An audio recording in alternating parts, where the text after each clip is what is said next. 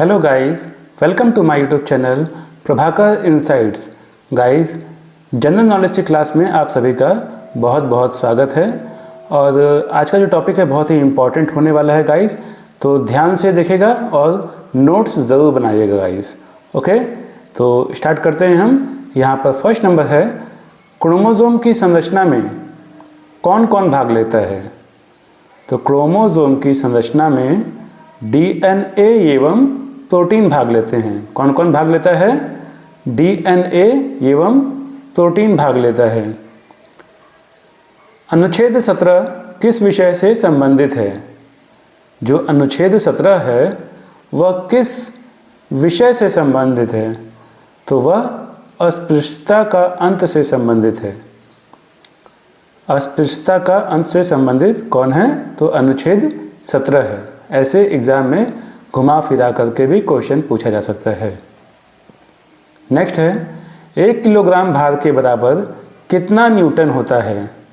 तो 1 किलोग्राम भार के बराबर 9.8 न्यूटन होता है। उत्तर वैदिक काल के मृद भांडों में किस प्रकार के मृद भांड सर्वोपरि वैशिष्ट्य सूचक हैं? तो चित्रित धूसर मृद भांड। 5th नंबर है, मुक्तेश्वर मंदिर कहाँ स्थित है? तो जो मुक्तेश्वर मंदिर है वह भुवनेश्वर में स्थित है। कहाँ पर स्थित है मुक्तेश्वर मंदिर? मुक्तेश्वर मंदिर भुवनेश्वर में स्थित है। इतिहास के आरंभिक काल को क्या कहा जाता है? तो इतिहास के आरंभिक काल को पुरा पाषाण काल कहा जाता है। क्या कहा जाता है? पुरा पाषाण काल कहा जाता है इतिहास के आरंभिक काल को। किस काल में पत्थर के औजार सबसे पहले पाए गए थे? तो पुरा पाषाण काल में पत्थर के औजार सबसे पहले पाए गए थे। कौन सी सभ्यता अपने नगर नियोजन के लिए प्रसिद्ध है? तो सिंधु घाटी सभ्यता जो है वह अपने नगर नियोजन के लिए प्रसिद्ध है। सिंधु घाटी सभ्यता का कौन सा स्थान सिंधु नदी के किनारे स्थित था? तो मोहनजोदड़ो। सिंधु घाटी सभ्यता का जो मोहनजोदड़ो स्थान था वह सिंधु नदी के किनारे स्थित था। 10th नंबर है, मोहनजोदड़ो का स्थानीय नाम क्या था? तो मोहनजोदड़ो का स्थानीय नाम मृतकों का टीला था। क्या नाम था? मृतकों का टीला। विशाल स्नानागार कहाँ मिला था? तो विशाल स्नानागार जो है वह मोहनजोदड़ो में मिला था। कहाँ मिला था? मोहनजोदड़ो में मिला था। चीन में सबसे पहले अपनी शाखा खोलने वाला भारतीय बैंक कौन सा है?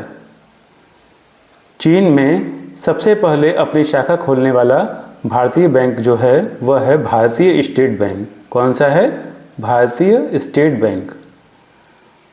उत्तर गुप्त युग में जो विश्वविद्यालय प्रसिद्ध हो गया था वह था नालंदा। कौन सा था? नालंदा। भारतीय नेपोलियन की उपाधि किसे दी गई है? तो जो भारतीय नेपोलियन की उपाधि जो दी गई है उसका नाम है समुद्रगुप्त। क्या नाम है उसका? समुद्रगुप्त। आयुर्वेद के वैद्य चिकित्सक भगवंतिकी किसके से मनाते हैं? आयुर्वेद के कुछ उटपटांग टाइप से लिखा है यहाँ पर गाइस, तो देखिए एक बार फिर से पढ़ते हैं इसको।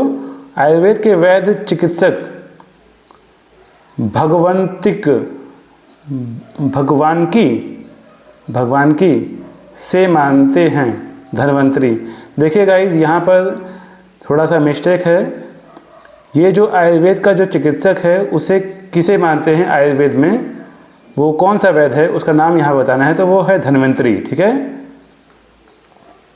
16th नंबर है, पहला ज्ञात गुप्त शासक कौन था? तो पहला ज्ञात जो गुप्त शासक था वह है श्रीगुप्त। क्या है?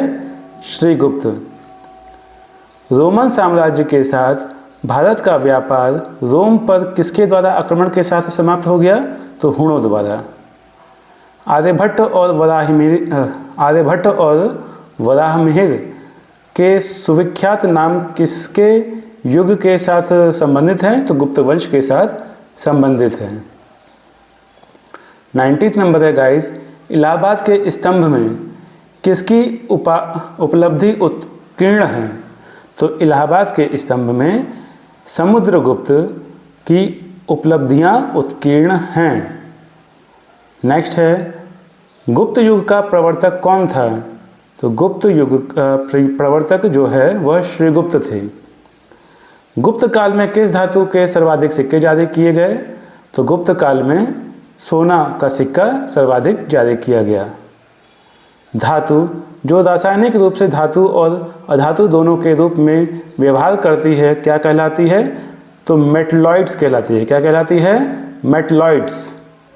खट्टे फलों में कौन सा एसिड होता है? तो खट्टे फलों में साइट्रिक एसिड होता है। कौन सा एसिड होता है खट्टे फलों में? Citric acid. याद रखिएगा, बहुत ही इंपॉर्टेंट है। भारत में प्रधानमंत्री के ओहदे को क्या माना जाता है? तो भारत में प्रधानमंत्री के ओहदे को कार्यकारी प्रमुख माना जाता है। ताजमहल, बीबी का मकबरा, एतमाद उद दौला किस चीज़ के स्मारक हैं? तो मृत व्यक्ति के स्मारक हैं। सम्राट अशोक किसका उत्तराधिकारी था? तो जो सम्राट अशोक था वह बिंदुसार का उत्तराधिकारी था। किसका? बिंदुसार का। भारतीय संविधान को पहली बार कब संशोधित किया गया? तो भारतीय संविधान को पहली बार वर्ष 1950 में संबोधित किया गया। कब संशोधित किया गया? वर्ष 1950 में। किसको? तो भारतीय संविधान को। रॉलेट एक्ट को किस वर्ष लागू किया गया?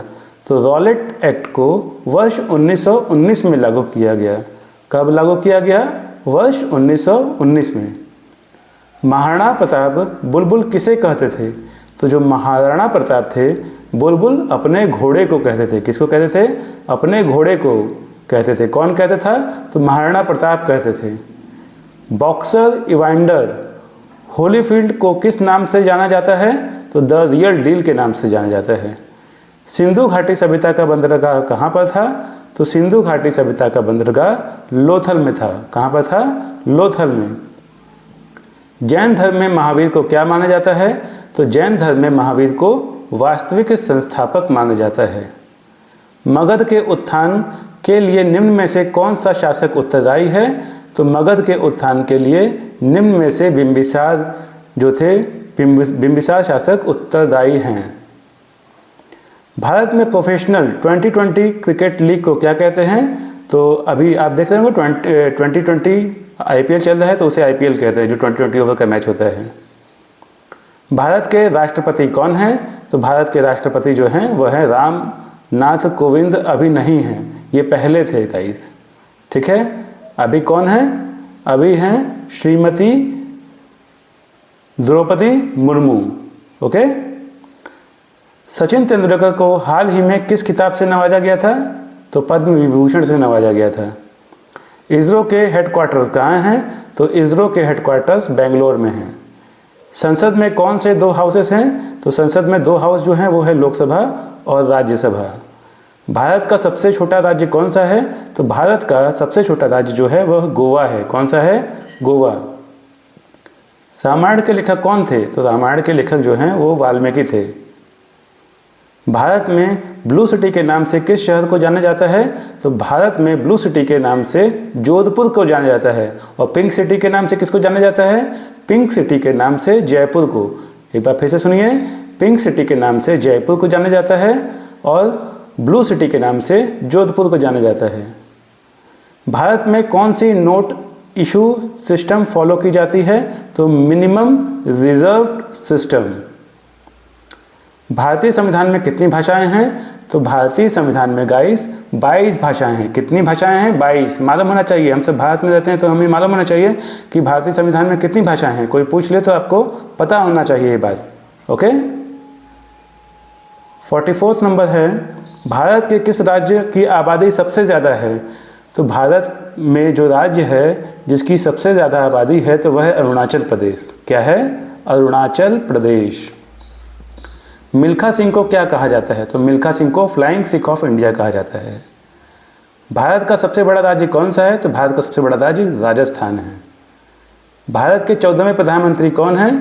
तो नरेंद्र मोदी जी हैं। गुप्त काल कौन सी गुफाएं निर्मित की गई थी गुप्त काल में? तो गुप्त काल में अजंता गुफाएं निर्मित की गई थी। 7 अजूबों में से कौन सा अजूबा आगरा में स्थित है? तो ताजमहल। सह्याद्री को किस नाम से जाना जाता है? तो सह्याद्री को द वेस्टर्न घाट्स के नाम से भी जाना जाता है। भारत की सबसे पुरानी पर्वत श्रृंखला कौन सी है? तो भारत की सबसे पुरानी पर्वत श्रृंखला अरावली पर्वत है।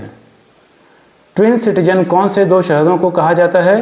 तो ट्विन सिटीजन हैदराबाद और सिकंदराबाद शहरों को कहा जाता है।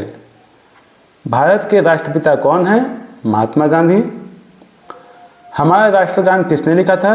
तो हमारा राष्ट्रगान रविंद्रनाथ टैगोर जी ने लिखा था। Father of the Indian constitution किसे कहा जाता है? तो father of the Indian constitution doctor B.R. Ambedkar को कहा जाता है, जिन्होंने संविधान लिखा था। भारत का गणतंत्र दिवस कब मनाया जाता है? तो 26 जनवरी। आंध्र प्रदेश का लोक नृत्य क्या है? तो आंध्र प्रदेश का लोक नृत्य जो है उसका नाम है कुचिपुड़ी। क्या नाम है? कुचिपुड़ी। भारत के गृह मंत्री कौन है? तो भारत के जो गृह मंत्री हैं उनका नाम है अमित शाह। क्या नाम है? अमित शाह। भारत के वित्त मंत्री कौन है? तो निर्मला सीतारमण। भारत के RBI गवर्नर कौन है? तो शक्तिकांत दास। किस भारतीय ने प्रबुद्ध भारत पत्रिका शुरू की? तो स्वामी विवेकानंद। फेसबुक के संस्थापक कौन है? तो मार्क जुकरबर्ग। भारत में पहला फ़ोन कब लॉन्च किया गया? आप फ़ोन चलाते हैं ना, तो आपको पता होना चाहिए कि भारत का जो पहला फ़ोन है वो कब लॉन्च किया गया। तो भारत का जो पहला फ़ोन था वह वर्ष 1995 में लॉन्च किया गया। लेवरेज एज्यू के संस्थापक कौन है? तो अक्षय चतुर्वेदी। कौन है? अक्षय चतुर्वेदी। CA का full form chartered accountant. Bharat में लाइसेंस प्राप्त करने की आयु है 18 साल, मतलब जब आप 18 साल के होंगे तब आप ड्राइविंग लाइसेंस प्राप्त करने की आयु आपकी हो जाएगी। महात्मा गांधी की हत्या हुई थी 30 जनवरी वर्ष 1948 को। वह प्राचीन नाम क्या है जिसे पटना नगर को जाना जाता है? तो पाटलिपुत्र को। वर्ष 1930 की प्रसिद्ध नमक यात्रा सत्याग्रह यात्रा का क्या नाम था? तो दांडी यात्रा, जो गांधी जी ने चालू की थी। किसे सीमांत गांधी कहा जाता है? तो अब्दुल गफ्फार खां को सीमांत गांधी कहा जाता है। वंदे मातरम गीत के लेखक कौन थे? तो बंकिम चंद्र चटर्जी। कौन भारतीय स्वतंत्र भारत का पहला गवर्नर जनरल था? तो C. राजगोपालाचारी। सर्वप्रथम किसने कहा कि स्वतंत्रता मेरा जन्मसिद्ध अधिकार है? तो बाल गंगाधर तिलक ने कहा कि स्वतंत्रता मेरा जन्मसिद्ध अधिकार है। मोहनजोदड़ो को अन्य किस नाम से भी जाना जाता था? तो माउंट ऑफ डेड के नाम से। अगर वीडियो पसंद आया तो लाइक कीजिएगा, चैनल को सब्सक्राइब कीजिएगा, बेल आइकन पर क्लिक कीजिएगा, ताकि जब भी मैं जनरल नॉलेज से रिलेटेड कोई भी वीडियो डालूँ, करंट अफेयर से रिलेटेड कोई भी वीडियो डालूँ, तो वो आप तक समय से पहुँच पाए। और यहाँ पर सिर्फ आपको जनरल नॉलेज ही नहीं मिलेगा, यहाँ पर आपको साइंस से रिलेटेड भी टॉपिक मिलेंगे और भी कई अन्य टॉपिक जो कि आपके भविष्य के लिए, आपके जीवन के लिए, रोज़मर्रा के जीवन के लिए बहुत ही इंपॉर्टेंट होंगे। ओके गाइज़, तो अभी तक चैनल को सब्सक्राइब ना किया हो तो चैनल को सब्सक्राइब कर दीजिए गाइज़, और इस वीडियो को जितना शेयर कर सकते हैं उतना शेयर करिएगा, ताकि जो एजुकेशन है वो चारों तरफ पहुँचे। ओके, तो गाइज़ मिलते हैं हम नेक्स्ट वीडियो में। Bye bye.